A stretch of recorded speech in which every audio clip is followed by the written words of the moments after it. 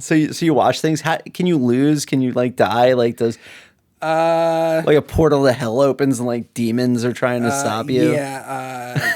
You know what's funny about it is like the houses are like way dirtier than any house would ever be like in real life. Because you go to a house and like one of the houses is just like, it looks like somebody shit all over, but not just like shit in the front door, just like every single possible inch of the entire house is shit over. And you get to you're looking at this house and you're like, what serial killer lives in this house? Because like,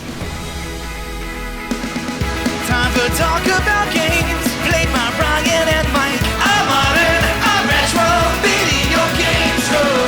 Yes, we talk about games and sometimes other stuff like Star Trek. It's a blast, our gaming podcast.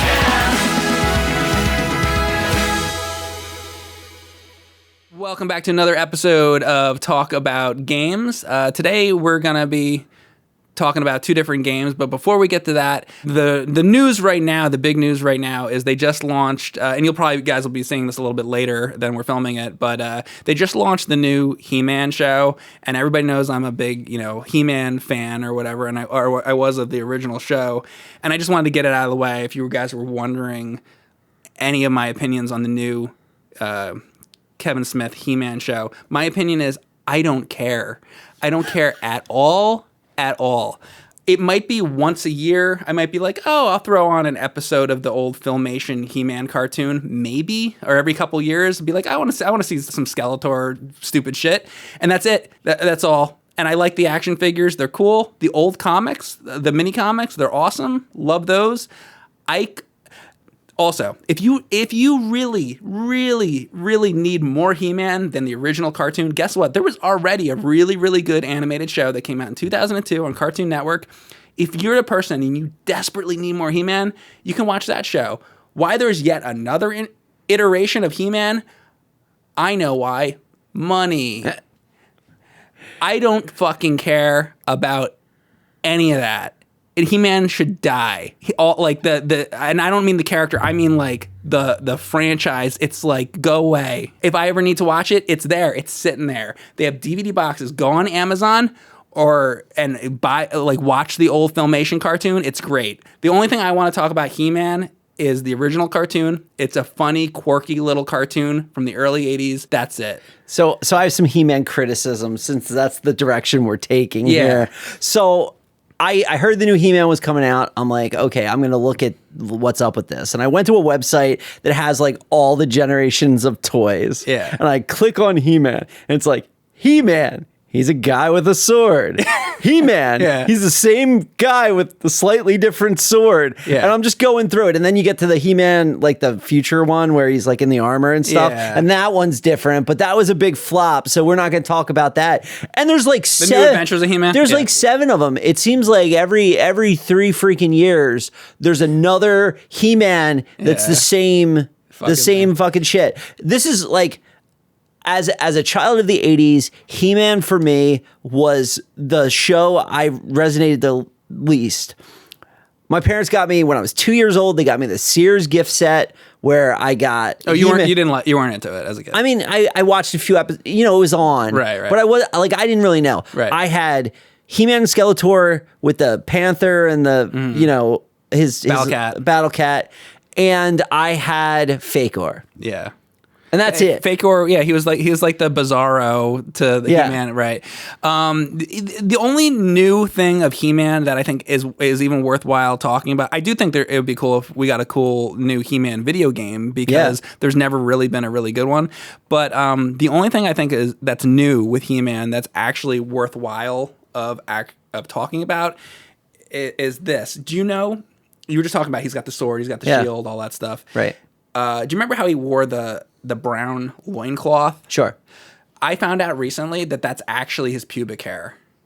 No shit. You think it's a loincloth, but it's actually just his pubes. Fuck, man. Isn't that crazy? Yo, I think maybe what we need is either like Dolce & Gabbana or Louis Vuitton to come out and give us a luxury line Trim that. of He-Man pubes. But, Let's go. anyway. People can wait in line at the mall for that. Why I brought this up, when I was my memories of He-Man though was being a little kid and sitting in my living room as like a 4-year-old, 5-year-old kid. And I would watch the old 1960s Batman. They'd have reruns of it. I like that. And they would, have episodes of He-Man. And I remember the lightning comes down and I am transforming into He-Man and all that stuff. And I remember watching it on my CRT television back then. The one we had in our house was actually a Zenith. And it was surrounded in wood. Like there was a lot of wood on the sides. Yeah. And I saw somebody posted on Twitter recently like a CRT like that. And I'm like, all these guys, retro game guys, are talking about CRTs all the time. Does anybody remember when, like, I saw Elvis's like TV from the 1950s that was in Graceland? They used to be more like cabinets with a TV in it. Yeah, kind of like how this table is. If there was like a TV like built into it, and like on the sides were just like designs and stuff. Right, like that's how televisions were a lot of times in like the 50s and the 60s, like back then. And I remember having to change the channels. We had a remote, but it was connected through a wire. And I remember there was buttons, and you flip them. And I remember the sound to this day. You flip the wire, and be like, and you change the channel, and there was 13 channels, or maybe it was like 14 or whatever it was, and that was all the channels because that was all the buttons. There was no 0, 1, any of that. It was like switches. That's how old I am. So I've always had a fondness for CRTs and watching things on CRT televisions. And, we're doing a retro game podcast, or not just retro games, but all games here. So I wanted to talk a little bit today with Ryan about CRTs and sort of what they mean to us and why they're still important today in 2021. Like, who cares, right, in 2021? Did you have what was your experience with retro TVs growing up? All right, so my parents, we had a 13-inch Panasonic that had no AV inputs, nothing. It had the 2 screws in the back, and it had like the regular AV. So the first time I ever played Nintendo or anything like that, it was just on a regular RF switch. RF, yeah. RF connector. That's what I had to. Nintendo, all of that. Very shortly after that, they ended up getting a 32-inch Zenith that had the RCA plugs in the back and all of that. And I was lucky enough that the 13-inch Panasonic ended up in my room. So I would come home from school and I would watch shows like the Disney afternoon shows and Police Academy cartoon and like the Mask or something like that. Mask and all that stuff. Yeah. But I played, like, I had that TV through like 3DO and like early PlayStation. Like I played with the RF switch. Like I didn't have the AV outs and stuff until my parents got a TV for the other room, which was an RCA console TV that sat on the ground. Mm-hmm. And it had the AV inputs in it. The red, yellow. Yeah. Mm-hmm. And so I ended up having the one TV in my room that had the RF on it. And then when I had friends over, I didn't bring them to my room. I brought them into the living room. Right. And we had the RCAs going in. And I really, like, there's photos of me playing games. It's funny you call them RCAs. Everybody calls it a different thing, and it gets confusing because it's like you say RCA, then there's like AV, then there's composite. Yeah, and some people just call it by the red and yellow like wires. Right. It's funny. So the jack, the standard it's an RCA connector. Mm-hmm. That's what it is. But what is carried on the line is composite video. Mm-hmm. And it's composite because it takes all of the video signal comes across in one piece. All the aspects of the video signal is just one wire. Mm-hmm. Whereas with S-Video, the Chroma and the Luma are separate. Mm-hmm. And that's another TV that I'm really happy with. I had a monitor like that. In fact, I still have one. It's that Commodore 1702 monitor. Yes. Where the back has the Luma. Yes. And everything. Now, here's the thing about that. That Chroma and Luma on the RCA. I don't understand the Chroma Luma thing. Like, I have the television. I've plugged shit into it. I've used the Commodore 64. I've never seen. I don't have any other TVs that are say Luma on it. Like, here's why. Here's why. S-Video is Chroma and Luma. Okay. But the Commodore monitor predates S-Video. Now you can go on Amazon right now and get a Chroma Lumina S-Video connector. Okay. Which is what I did. Okay. Because I have those for too many games for the game room. I have a bunch of them. Right. And what I did was I just got the connector that goes from those two RCAs to S-Video because, Commodore was ahead of the curve. Like that monitor, that standard doesn't exist. That was just Commodore was doing that. So they kind of started that, and then they turned into S-Video, sort of, or something like that. Exactly. Okay. So now you have. Let's talk about. Also, by the way, if we get any of these facts wrong, I just like to say to the people in the comments, first of all, fuck you. Second of all, but second of all, people make mistakes, and that's why there's a comment section here. So if we do get any information wrong, feel free to, correct us or let us know, because you know what, sometimes people are wrong about certain tech things. I'm not a tech guy, and some of the things I say about tech stuff is gonna be wrong, and I love if you left a comment and corrected me and let me know what I'm saying wrong, because I always like to learn more. Speaking of saying things wrong, so you have the AV, you have the S-Video, Commodore was ahead of the curve, and then it became that S-Video connector when other people did it. Then you have Component, which was like the last analog format we had. Mm-hmm. I'm not going to talk about like SCART or RGB, or I'm sure we had Component, and Component went all the way for us until it went digital and we ended up with HDMI and where we are now. But when I played my Xbox 360 for the first time, I didn't play it over HDMI because that first generation Xbox 360 that was probably Component only had Component. Yeah. And then a year later or something, the HDMI 360 came out. And then consoles have pretty much had HDMI. I feel like those Xboxes also started to run quieter. Like they kind of made them a little better, because I remember that original 360 was fucking loud. Yeah. Like it sounded like a airplane taking off, It was just really like you didn't even want it. I remember I had one that I would cover with a like a tub. Right. Because it was so fucking loud. Because I'm like trying to hear the fucking game. And I was like, So the reason why the fans went crazy on those 360s is because they used low quality solder. They used low quality materials on the heatsink. Nothing ever changes. That's like Atari. So because they used low quality materials on the heatsink, the fans had to work really hard. So they sounded really loud, but eventually, so many of those things went back with the red rings of death and everything that they were like, we got to fix this, man. Yeah. Yeah. And I love the 360, like the slim, like the smaller one towards the end. I think that's a really solid system. I have several different models. I also got a Japanese one recently, so I can play like Japanese shmups and bullet hells and stuff like that. But anyway, we're getting a little off topic here.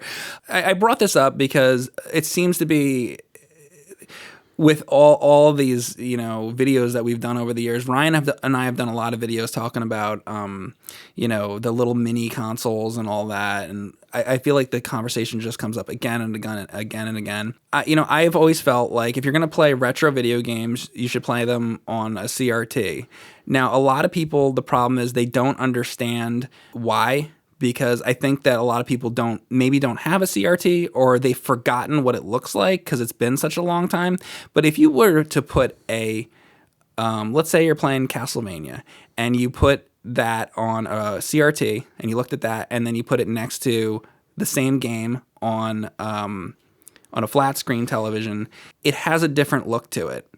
And to me, and I'd say the majority of the retro game audience, it just looks correct on a CRT monitor, and it looks better. That's not to say that you can't play the game and enjoy the game on a flat screen. You can. Like, there was a long period where I would play games on a flat screen like that until I remembered and started seeing again, oh, I forgot. It looks way fucking better on an old CRT. So that's when I started to get actually into PVMs and BVMs. And if you don't know what that is, basically they would use those with like security cameras. NASA would use them, the really high-end ones, and hospitals would use them. And basically they're just very, very high-end monitors. They were not consumer grade, meaning you weren't going into Caldors. They have a lot of different settings. They're rack mount. They're supposed to sit in equipment racks or in vans. They come in different sizes. So there's ones that are big, like big for a TV, but then there's ones that are very small, so they can sit side by side in an equipment rack. Right. Like April O'Neil's news van probably had PVMs in it. That's a great example. Right. Exactly. So later on, retro gamers started using them because it was like, oh, let's play our retro games on the best monitors we can find, and those monitors are great. So I have spent years literally streaming using a couple different things. I've used a PVM and I've used a BVM for about 5 years. So I've had a long time to look at retro games on a BVM, and they look fantastic on that. But I found after many years of gaming on them, the pixels are so perfect that I feel like they don't represent the way we played those games on televisions and CRTs back in the 80s and the 90s.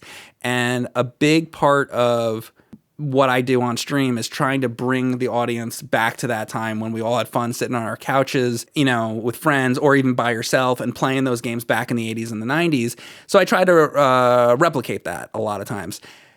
So as I spent years playing games on the PVMs, I've started to gravitate towards going back to the consumer grade models of monitors. So I talked to Ryan about this for a while, and he was telling me that you had a Wega? Yeah, I had a little bit about that. Yeah, so when I was in college, this is pre-HD. Like this is right before HD comes out, because for a while there were HD CRTs. It's not what we're talking about here.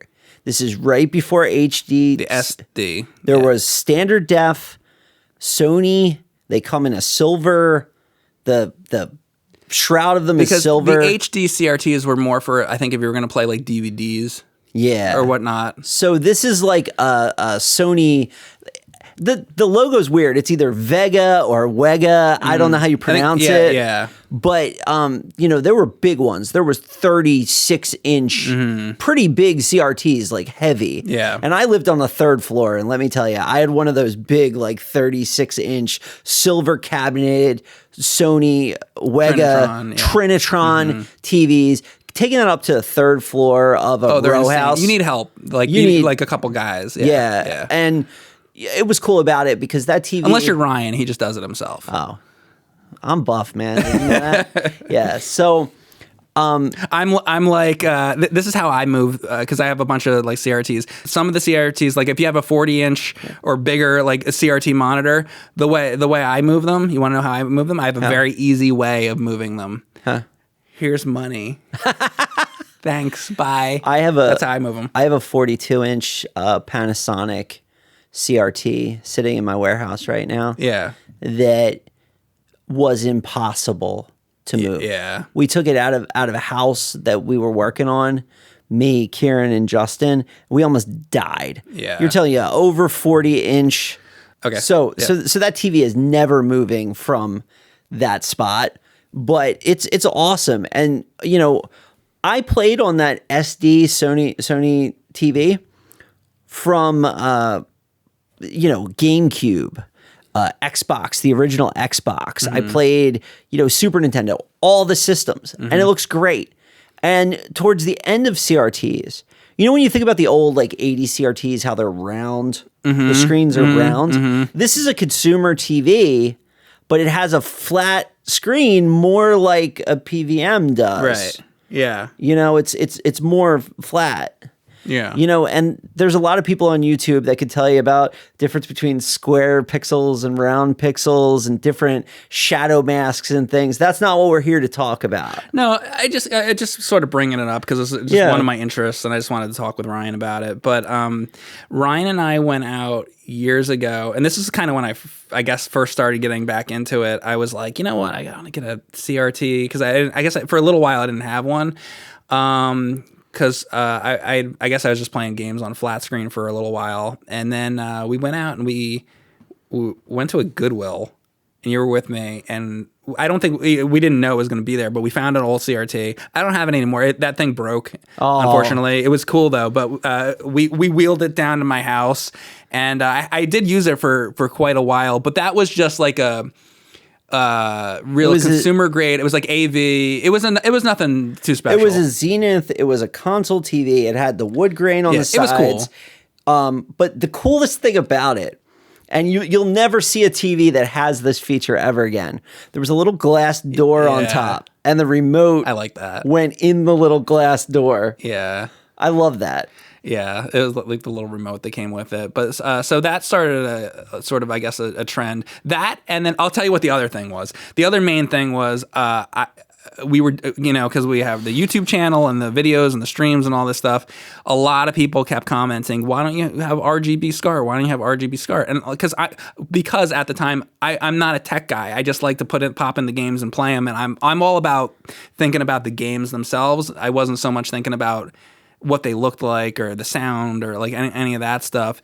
And so I started to get into all the, RGB SCART stuff. And for one thing, the reason why I wasn't into it, and Ryan touched upon this earlier, is in the United States, we didn't have any of that. Our televisions, the best you could do was component, and our consoles, like if you want to play NES or Super Nintendo or any of that, it wasn't until semi-recently that you could hook up a Super Nintendo with component, and we didn't have SCART back in the day. So none of this stuff, it's not a surprise that I didn't know how to do any of that because we didn't have any of that technology. It didn't even exist in this country.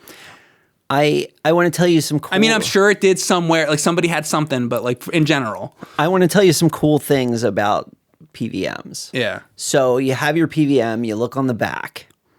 Those connectors, those locking connectors are called BNC connectors. Yeah, the BNC connectors, yeah. But you don't need to be afraid of them because you can get little adapters that go over them and make them RCA connectors. Make them just like the AVs. Yeah, so if you plug in the little BNCs, you can plug in, like if you want to hook up a Nintendo Wii, if you have the component cable for the Nintendo Wii, which a lot of people do actually have because that one's not that hard to get. For the GameCube, the component cable for the GameCube it's expensive. It's super rare. I actually ended up getting it just recently because I needed to for what I was doing. Doing like some F-Zero GX stuff and whatever. Yeah. I'll get into that. But Ryan's right. You can plug in these little adapters to the back of a PVM or a BVM and be able to plug it in that way. So it's what he's saying is it's not those televisions, the PVM and the BVM. They're not just RGB. You can do component on them as well, which is really cool. So they're cool televisions, but why I sort of reverted back to the consumer level televisions is because, like I said, when you're playing the games, the pixels, like if you're playing Castlevania or Mario, Contra, any of that stuff, you look at the pixels and everything, you can literally like see the squares, where on a regular consumer television, there's a little bit of like blurriness to it or something like that, where the pixels sort of merge together. So it looks more like smooth or something. And the classic example of this that everybody talks about is like Sonic the Hedgehog with the waterfalls and stuff. It looks much more like you remember it as a kid when you play it on a crappier consumer CRT. Right. So then I went from there. So I don't just play on any consumer level TV. I want like a good one because I do want it to look like kind of close to as good as the BVMs look, but I want it like a little less. So the television I've been using I have gone through a lot of televisions, but basically what I've learned is the best television you can have for retro gaming, at least I'm saying this at this point in time, come back in 5 years, I might be saying something else, but basically a Sony Trinitron monitor is what you want to get. But also on top of that, you want to get a component one because not all of them have component. A lot of them are just AV or whatever. So if you're looking to do retro gaming stuff, and I get this question all the time, Mike, what should I get and all that stuff, you want to get yourself a Sony Trinitron and you want to find a component one. Now the problem with that is they're hard to get. I often say to people on stream, they're like, well, Mike, I can't just go to Best Buy and I can't just go into Best Buy or go into what Target and buy like you have to look on sources like Craigslist, or you have to look on eBay, or maybe you're driving down the street and somebody's leaving one out. But the problem with that is, I'm trying to back up on what I've said before. Because I'm like, why don't you just drive down the street? People leave them out in the trash all the time. That is true. I'm always driving around and you see CRTs on the side of the road. But the problem is it might not be a component Sony Trinitron TV. Right. though. Yeah. I mean, like people are getting smart about it, Yeah. and the prices are going up. Yeah. There's some other things I want to mention about it, and the PVMs. This picture looks great. Mm-hmm. The sound sucks. Right. So if you want, well, you have to get speakers. If you wanted like the perfect experience, the little like mono speaker that's in the PVM, ain't gonna do it. But if you have one of those nice Sony Trinitron, Sony Wega TVs, the speakers are good in them. They could be better though, and that's what I did. So there's always better. So now I've gotten into speakers. So I want to show you because you probably haven't seen it. Yeah. So I actually got speakers. Okay. So really quickly, I'm just going to show you a quick picture on this subject. So as good as the Sony Trinitron TV is, and what you want to have and all that, the sound is not necessarily the best. Right. So I got. You have an analog receiver? I want to show you what I got. Star Fox. So I got these retro. These are Roland. The Roland MA12s. The Roland MA12s. Yeah. And I actually saw, there was another YouTuber that I saw that, can't remember the name right now, but there was somebody that I saw also use them. I didn't find them through them though. I was just like researching different speakers, and apparently those are really, really good speakers that I happened upon. So I've been using those, and oh my god, I turn those up, and it's just like my whole basement is like like shaking and shit. It's so much better. You know what this brings me back to? When you used to, not Nintendo Power, but when you used to look at like Game Pro or one of those old magazines, and you flip to the back page of it, or there's an ad in it, and it's like, if you give us money, you can enter to win this game system home theater setup, and it's got big speakers and a big projection TV and a Neo Geo and like every system. Yeah. Do you remember those ads? I actually don't, but that's interesting. Yeah, okay. You need to look at that. Like they were like, I've been looking through old magazines. I'll keep an eye out. So it was basically a contest. So you'd send them like $10 or something to win the ultimate gaming setup. And it was like a full home theater with speakers, subwoofers, and all of that. And I'm thinking like you're getting to the point with your like setup, right, where eventually you'll have that same setup, right? That setup that. Well, who knows what that? I would love to see like those ads, because I'd love to know what they were actually using. Because here's the thing. I think that you would be, those speakers are great, but they're PC speakers. And I have PC speakers hooked up to my PVM I could get better speakers. I just wanted ones better than came with the television. I think that if you got like an analog home theater, like pre-HDMI home theater setup, it'd be better. You plugged it into that, and you had like the floor speakers, and all, that'd be sick. I mean, maybe I'll do that next. It's probably too much for streaming, though. Yeah, I mean, I also need a little dial next to me to be able to, whatever. Now I'm getting a little too far with it, but I do want to say this. So I bring this all up to this audience that we're talking to, not because it's like, oh, look at me, I'm trying to show off my television or any of that.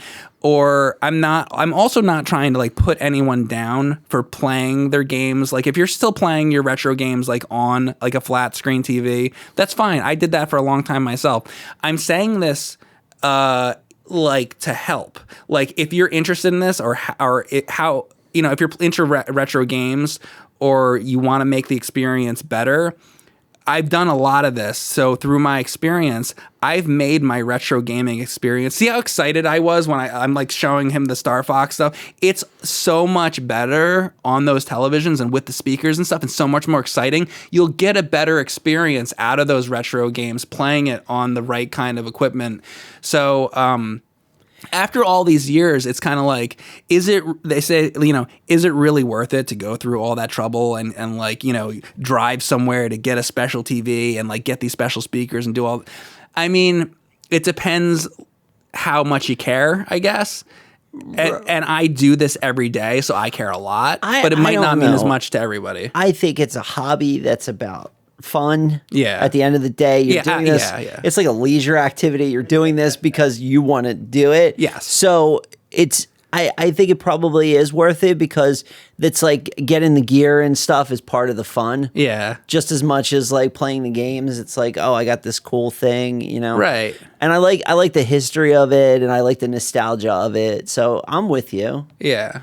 Yeah. So anyway, but it's probably not for everybody. Everybody doesn't have the time to do that or the desire to do that. But if you would like to, improve your setup, those are some recommendations on how you can improve your retro game setup. But so are you going to talk about a game that we could play on a CRT now? I don't think I am. Right. We're gonna switch the topic up a little bit, and I've been playing some stuff on Steam, and. Now to completely change the subject, right? And that's like it's funny like to switch from one thing to the other like that because it's like I love retro gaming so much, but then I also play shit on Steam like all the time, right? So yeah, I want to get into this. I played a game that I'm a little embarrassed to play it, and but I streamed this game for 8 hours. I played a game called PowerWash Simulator, and apparently I think Square Enix had something to do with it, or that's crazy published it or something. And you wouldn't think a game like that, like Square Enix, Final Fantasy, you wouldn't think they would be involved in something like that. But so I was a little embarrassed for one thing to stream PowerWash Simulator, but I was like, fuck it, what do I fucking care? You live and you die, right? I'll do what I fucking want. So I saw this game. I saw some people playing it, and I saw some footage of it, and I don't usually like simulator games. I'm a guy, I like F-Zero GX. Right. And I like I'm talking about driving simulators. Whenever I play a driving simulator, I find them so boring. Like I wanna play like Burnout Takedown, where you're driving down the street and you're crashing into things, and it's totally unrealistic. But that's what makes it fun, is because it's unrealistic, and you can crash cars and do crazy stuff. F-Zero GX, it's like any F-Zero, you know what it is, right? Of course, it's like it's totally unrealistic. And we've played other games before that were simulators, and I've never enjoyed a simulator game. But when I saw this, I was just like, it made me laugh. First of all, I'm just like, there's a game where you power wash, like that's fucking funny. So I was like, I'm gonna try it. So I started trying it. I'm like blowing like the dirt off of something, and I just I found it so stupid and so basic. That I was like, fuck it, I'm going to stream this. So I started streaming it, but what I didn't expect is I didn't expect to enjoy myself, and I didn't expect to play it for fucking like 7-8 hours like straight. The only thing that I've been able to think of why the hell I would like a game like that is because it was kind of like, it might have just been satisfying to blow dirt off of something. Why would I like that, but I don't like other sim games? I don't know. I think it has a lot to do. Like when I was looking at PowerWash Simulator, I just want to mention. Yeah. When I was looking at PowerWash Simulator because I knew you were doing it. Yeah. It was like, oh, if you like PowerWash Simulator, you might like Lawnmower Simulator. Yeah. Where you just like mow lawns, and I'm like, why? I don't know if I'd like that though. Yeah. I don't know if I want to mow the lawn. I don't know. I'll tell you what. My son plays Farming Simulator like an hour a day. Wow. He is like, see, we played that. plugged I didn't really like in. Farming By Simulator. the way, the only good thing about Farming Simulator was the thumbnail of me and you sitting in a cornfield with the computer you didn't really on my like shoulder. it either. No, I mean maybe there's a couple. I fun like parts playing of it. I liked it a lot better when I could share it with my son, but I got old fast. Yeah. Once you figure out how to farm a field and it's rinse and repeat, no pun intended, I'm like, no. Yeah. I'm not going to do this 100 more times. Right? That's not what I'm looking to do. So I'm sitting there, I'm playing the game, and that's all it is. There's a house or there's a car or something, and you shoot the fucking water out and you clean the dirt off, and you go to a playground in one part, and it's just pavement. Right. And it's like a lot of pavement. Like think about going to the mall and like the fucking pavement when you're parking lot. Imagine like a clear park. It's this humongous pavement, and you got this like little fucking like power washer, and you go, and then you go, and then you go, and then you're just like gradually clearing it off. And I sat there and I did the whole fucking thing, and but it's very like satisfying as you're taking the dirt off. I know this sounds stupid. But then this is why it's like embarrassing to bring up, but it's like, but it was fun. It's like a satisfying thing. But then when you get to the end and there's only a little bit of dirt left, here's what happens. There's a button that you click and it kind of shows you where the rest of the dirt is, or it'll tell you like kind of the general area. It'll be like, there's a little bit of dirt left on the side of the building or on the window or something. So you go over the window and then you're like looking for it. The end of the game, like the last 1% is really fucking frustrating. And I start getting like actually really angry. So it goes from the most relaxing game ever to like, where the fuck is the last piece of dirt? You know? So it totally flips. So I have a funny power washing story. So I'm in Disney and I'm at the beach club. If you tell me right now that you power washed the fucking like Mr. Toad's Wild Ride, I'll kill you right here. I didn't do anything because I'll be so jealous. I didn't do anything. So I'm at the beach club and there's some guys. There's a truck sitting like on the beach and the guys are taking out chairs. And I look over in the distance and there's a guy power washing like right where the Skyliners are. He's power washing like halfway to the Skyliner.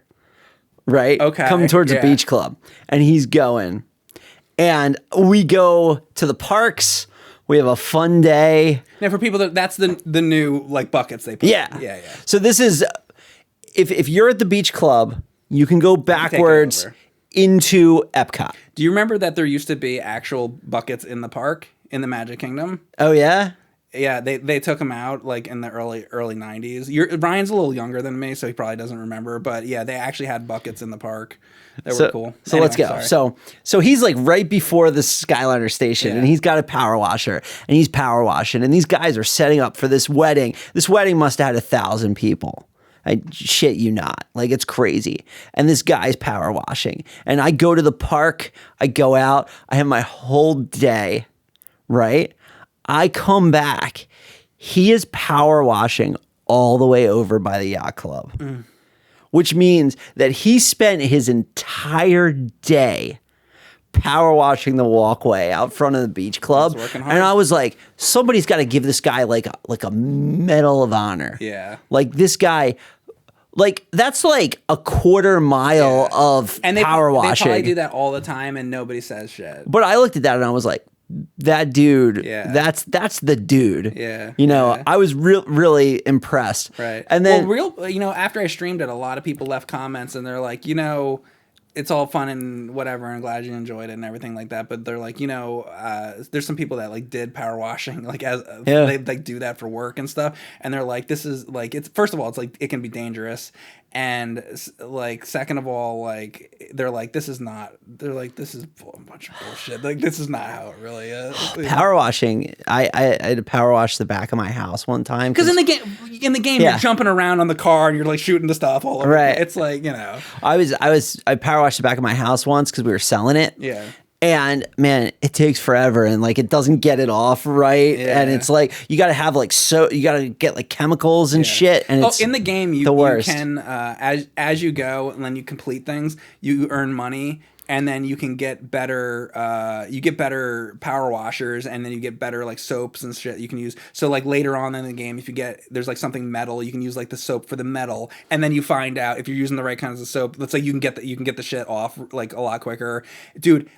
It took me forever to get the good gun, but from the moment I started the game, I was like, should I save up my money for the really good gun or buy all the other bullshit? I was like, fuck it, I'm going to save all my money. I'm so glad I did that, because when I finally got that gun, it was like so much better, because when you fucking start that game, it's like you can barely fucking clean shit. Then you get the next gun, and it's like, it's worth the money. Yeah. You can just fucking power wash the shit out of it. Right. So do you have everything unlocked? I don't. No. It's like I don't. But I have. I think there's still one gun above the one I have. It takes a long time to make money to get the equipment. Right. But now that I have the better gun, it's taking less time. Oh, that's cool. Yeah, I guess. It's not really cool. It's really cool, Mike. Yeah, good. Yeah, glad. I just want to tell you how cool you are, Mike. Wow. So you watch things. Can you lose? Can you like die? Like does like a portal to hell opens and like demons are trying to stop you? Yeah.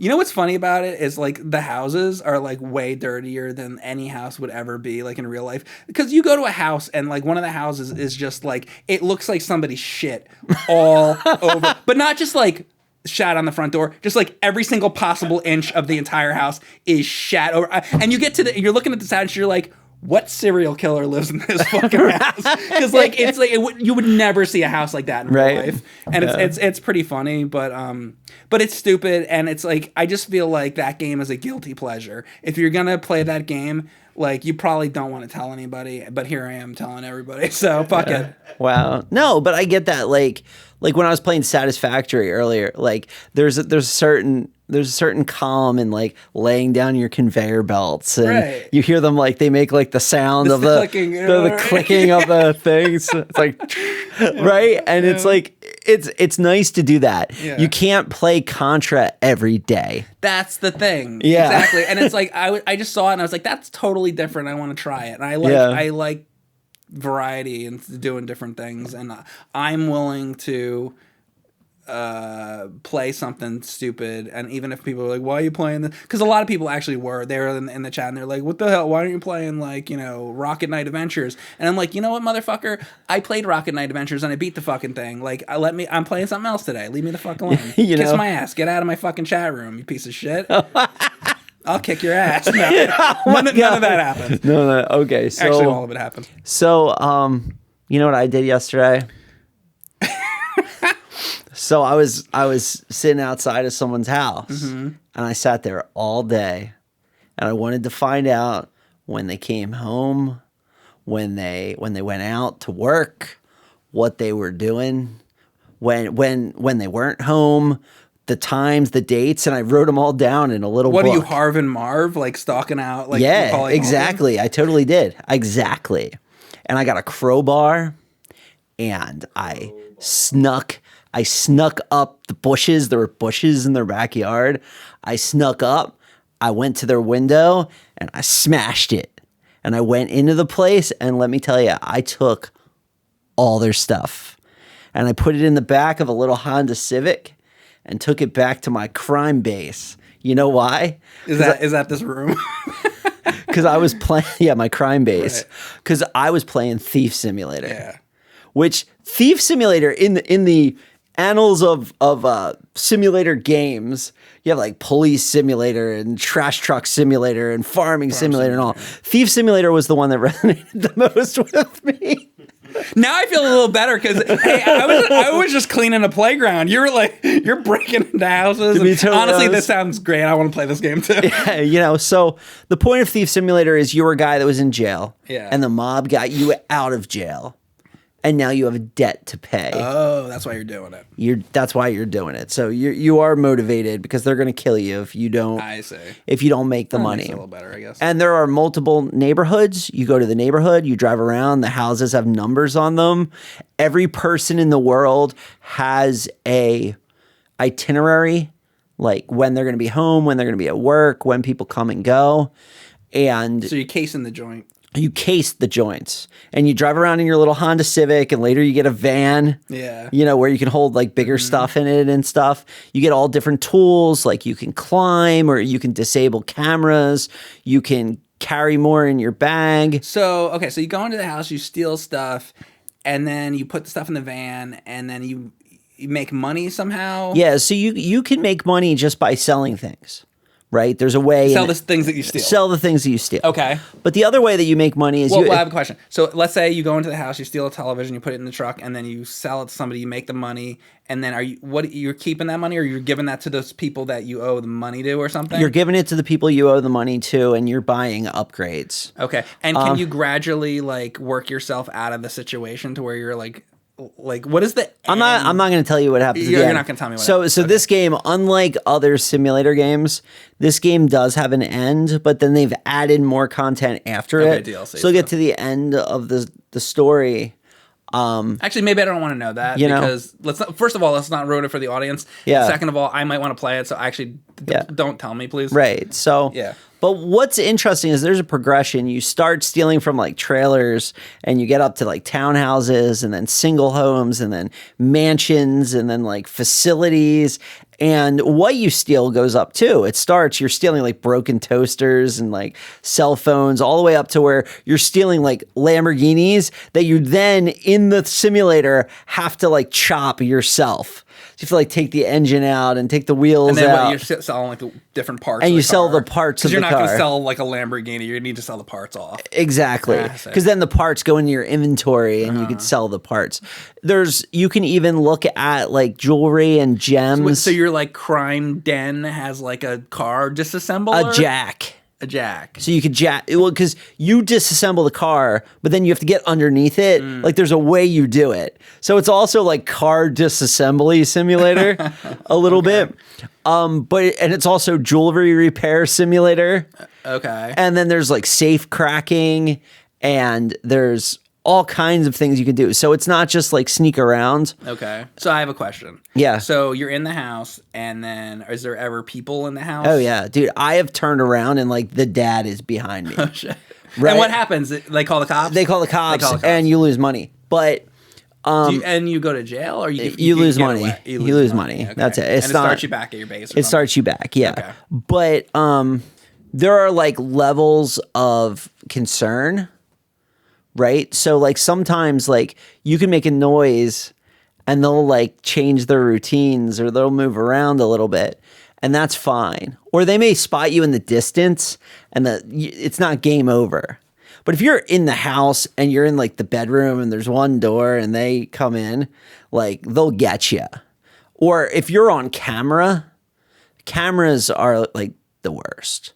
It gets to the end where you're in a place where they have like sprinklers and cameras and you got to climb on the roof and you have 15 minutes and you got to follow a very prescribed thing. Mm-hmm. Towards the end, it goes from being like suburban robbery simulator to like heist simulator, right. where you're like you really have to think about it. How much of this have you played? I've beaten it.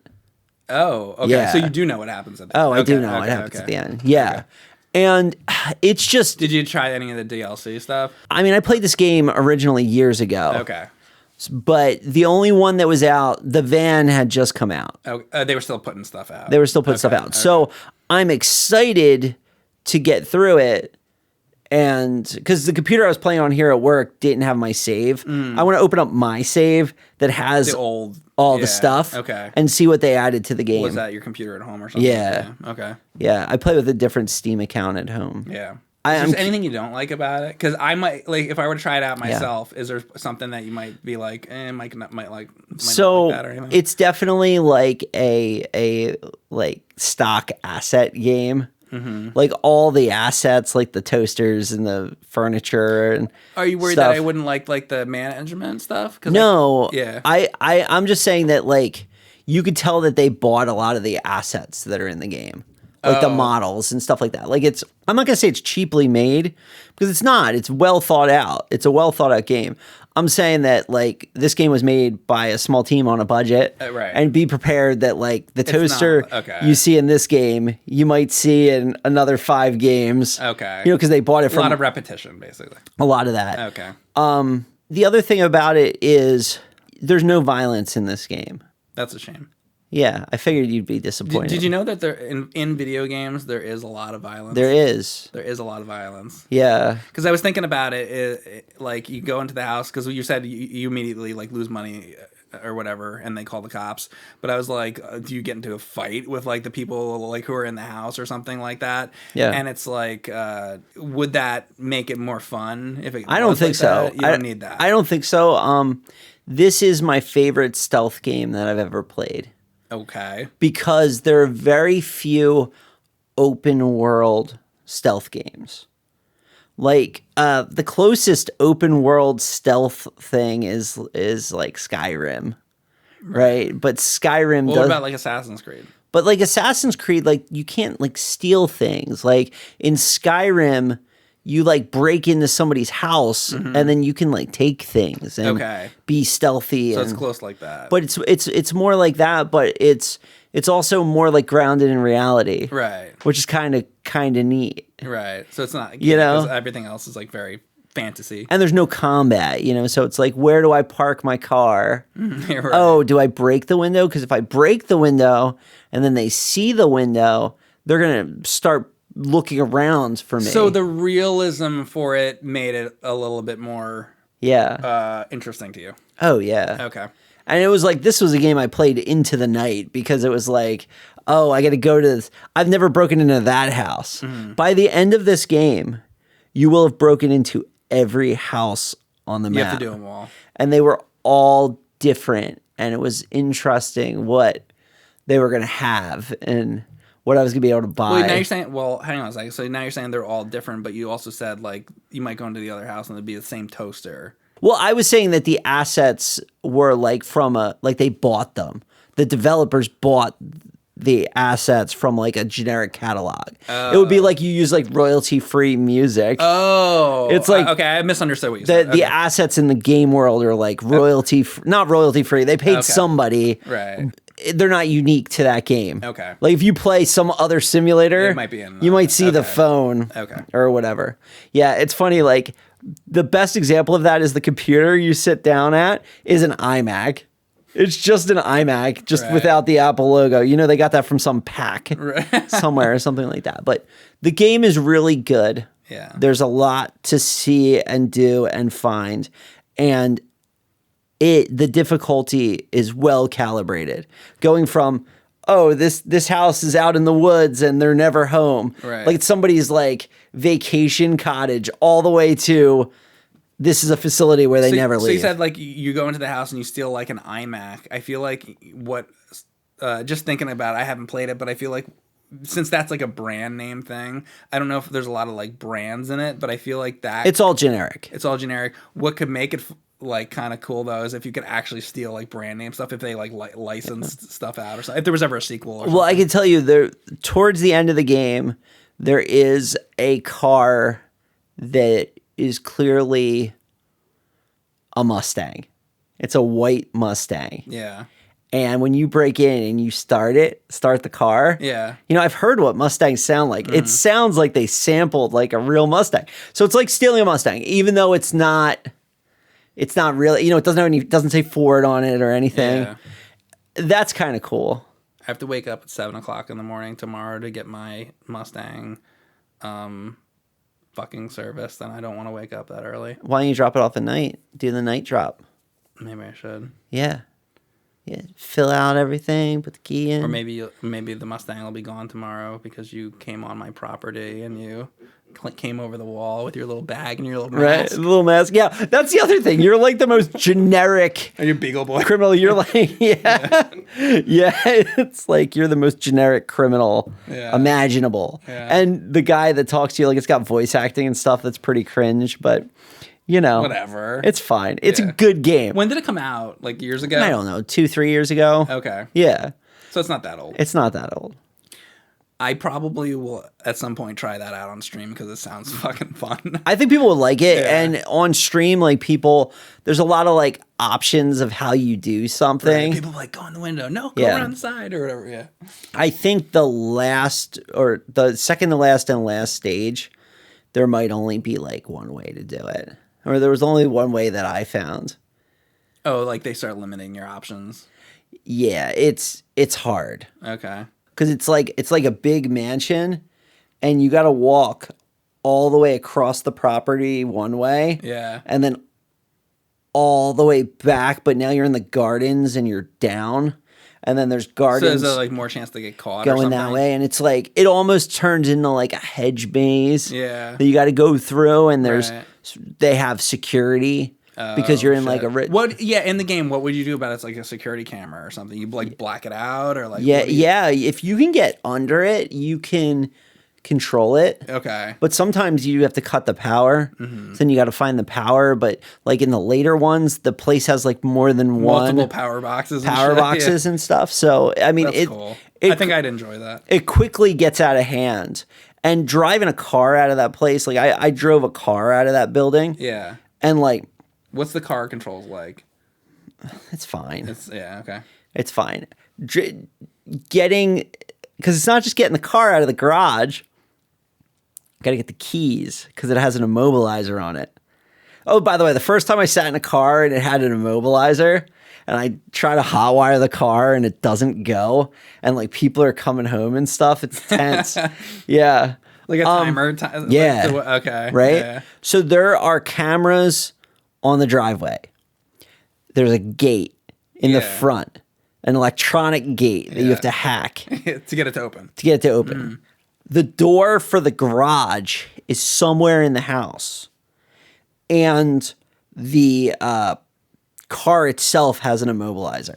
And getting that out of there, dude, when I turned that key and that car went vroom. Could you just get to a spot where you'd be like, I don't know what to do next or how to break in this house next, and then you get stuck? I sat in that person's family room for like half an hour.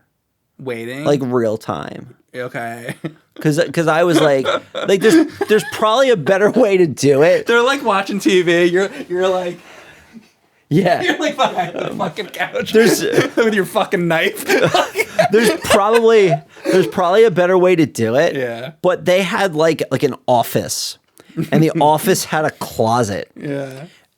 And I'm sitting in the damn closet. And I'm like, okay. I sat in the closet and I'm like, I know that they never come in here. They come in the room. Okay. They never come in the closet.